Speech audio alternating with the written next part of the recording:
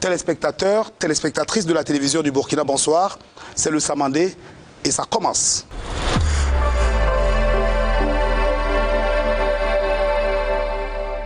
Notre invité sur le trône, celui qui rêve de devenir plus tard arrangeur et producteur, est un artiste musicien, auteur, compositeur, chanteur burkinabé qui a vu le jour à Niangologo.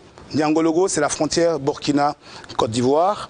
Il se prend de passion pour la musique dès son jeune âge. Son idole, Alpha Blondy, son instrument de prédilection, la guitare, son passe-temps favori, jouer en live devant donc de nombreux publics avec son groupe. On en parlera dans cette émission. Mesdames et messieurs, accueillez l'homme qu'on appelle Destiné Jah Bushman.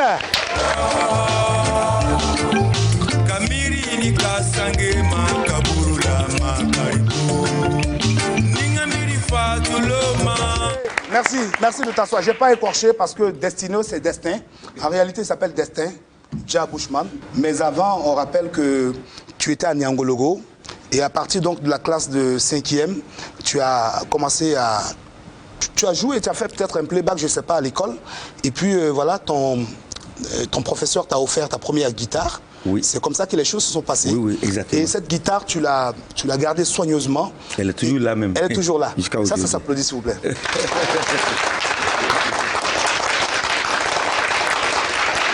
Donc je disais, tu es natif de Niangologo. Oui. Parle-nous un peu de comment réellement les choses ont commencé pour toi au niveau de la musique. Vraiment, je vous remercie beaucoup. Merci à toute l'équipe et merci particulièrement à Siboné de m'avoir invité ici. Et merci à la RTB. Sinon, bon, la musique pour moi, depuis à mon jeune âge, depuis à l'école primaire même, je faisais des chansons à la maison avec des guitares d'abord en boîte.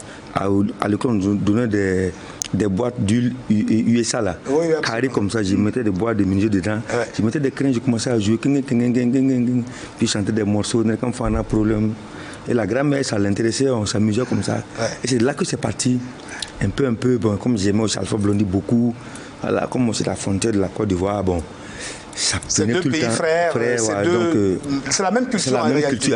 Ouais. Et puis nous, on partait même à Ouangolodougou, à vélo même, hein, voilà. Donc, et puis le reggae était d'actualité. D'actualité, c'est ça là. Je sais que tu as commencé en proposant donc la chanson Papa Bakoy. D'Alpha Blondy. La première fois que je suis sorti sur une scène, ouais, en grand public, c'était à ma 5e année culturelle du lycée. Ouais.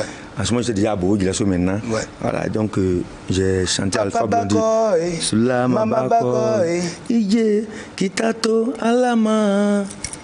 Papa Bakoy, Sulama Bakoy, Allah, Sidi Deuma. Donc quand j'ai chanté ça, ouais, et ça a pris, même moi-même, j'étais dépassé. Donc du coup, puis bon, en même temps, je pense que le virus est rentré depuis à ce jour-là. Puis après, on avait notre surveillant général, un certain monsieur Kempe Jacques, ouais, il aimait aussi la musique. Voilà. Donc c'est lui, il m'a offert la guitare et puis bon. Et j'ai commencé à m'exercer. Aujourd'hui, je fais la guitare, le chant, je joue dans les orchestres, dans les maquis, dans tout, jusqu'à ce que j'arrive à faire mon single en 2019. Et après mon album... Destin Jah Bushman, moi j'ai dit je préfère Destiné parce que bon, à chacun son destin. Alors, ce nom-là, ça représente quoi en réalité pour toi? Oui, Destin Jah Bushman, quand on dit... Parce que ton nom à l'état civil, on va le rappeler, c'est... Minungu Jean Marius. Ouais, Minungu Jean Marius, voilà. À l'état civil. Donc maintenant, Destin Jah Bushman, quand on dit Destin Jah, c'est le destin de Dieu. C'est ça. Voilà. Donc maintenant, quand je suis arrivé à Ouaga, et Bushman est venu quand j'étais à Ouaga. Quand je suis arrivé, j'avais un premier arrangeur qu'on appelait Nicanor. Je sais que vous le connaissez, ouais, évidemment. Nicanor, c'est lui qui a fait. C'est un arrangeur émérite. Voilà, mon tout premier maquette, c'est lui qui l'a fait. Et quand je viens, il dit je viens de Niangologo. Il dit ah, toi, tu viens de la brousse. Donc c'est là qu'il dit mais ça fait un bidon, ça fait Bushman, l'homme de la brousse. Lui qui m'appelait comme ça. Donc j'ai dit bon, Destin, il y a Bushman. Et le nom est venu. Super. Nasser, oui, on reçoit donc Destin Bushman, qui est donc notre invité cette semaine sur le trône. Et il est à toi.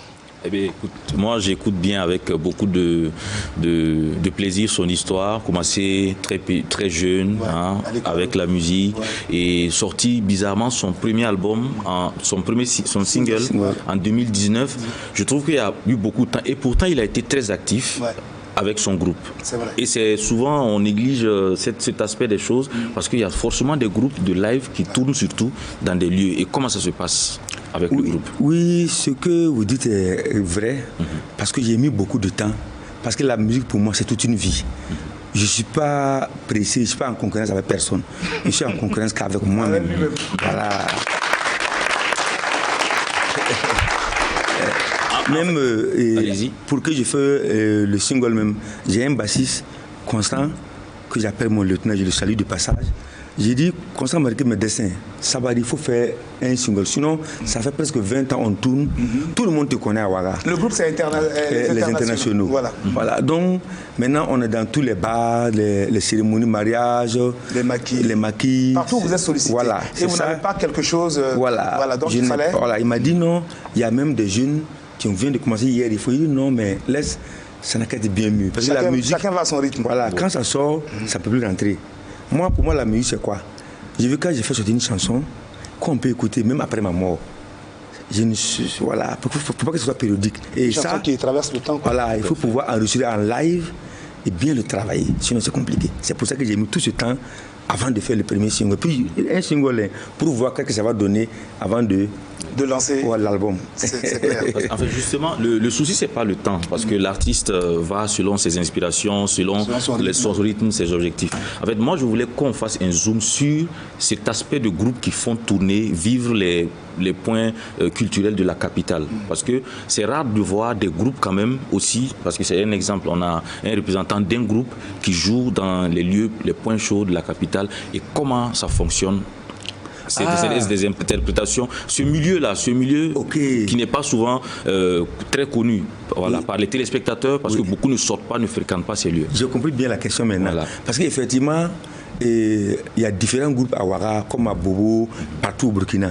Des groupes qui font les maquis. Il y a des groupes variétés, des groupes reggae. Mais nous, mon groupe, c'était un groupe varié. On joue tout. On joue du reggae, du salsa. Puisque au maquis, le patron veut que tu joues ce que les clients aiment.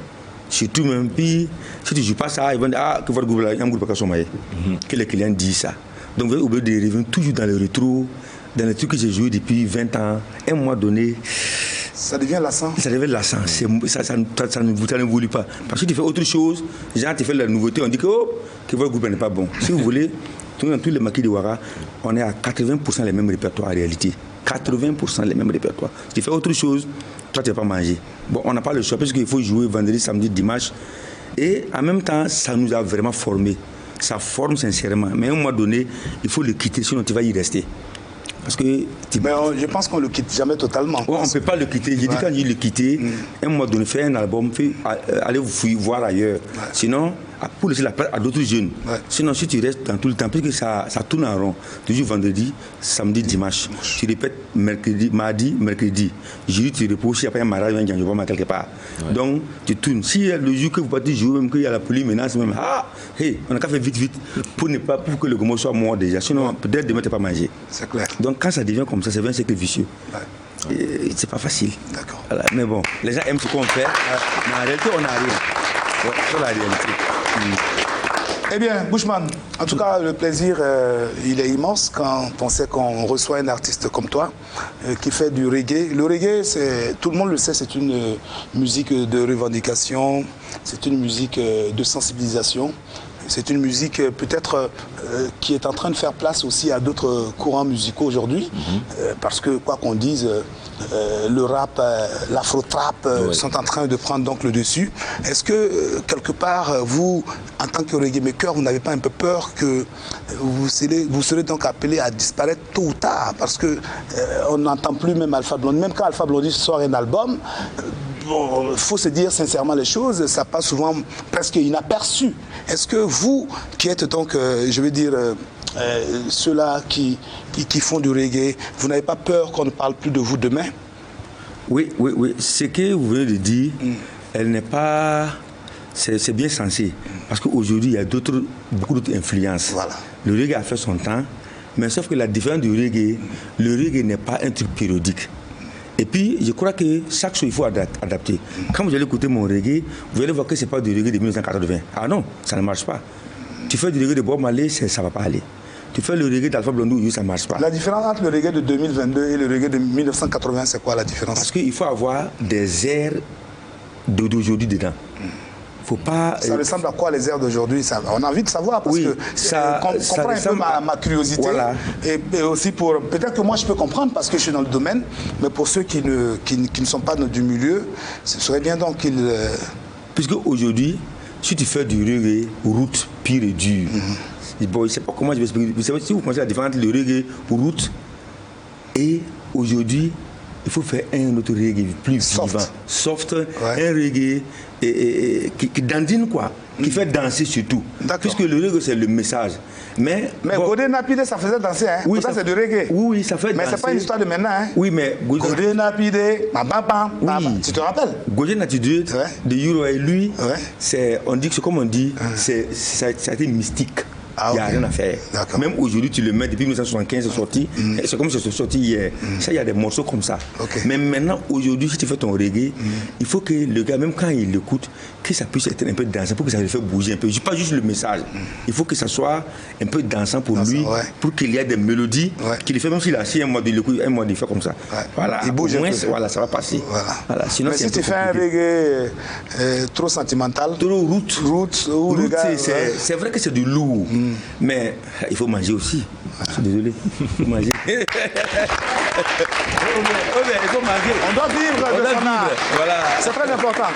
D'accord. Ben, écoute, avant de poursuivre, je vais te permettre de nous proposer une première chanson. Tu as le micro. Le premier titre que tu nous proposes, c'est... C'est un titre que j'appelle Na. Na. C'est un titre pour ma maman. Mais et je pour ne dirais toutes pas les mamans. Pour toutes les mamans. Là. Absolument. Pour toutes les mamans. Puis en plus, c'est une prière. C'est une prière. Pour toutes les mamans qui ne sont plus de ce monde. C'est une prière pour toutes les mamans qui ne sont plus de ce monde. Prière pour nos mères. Voilà, pour nos mères. Voilà.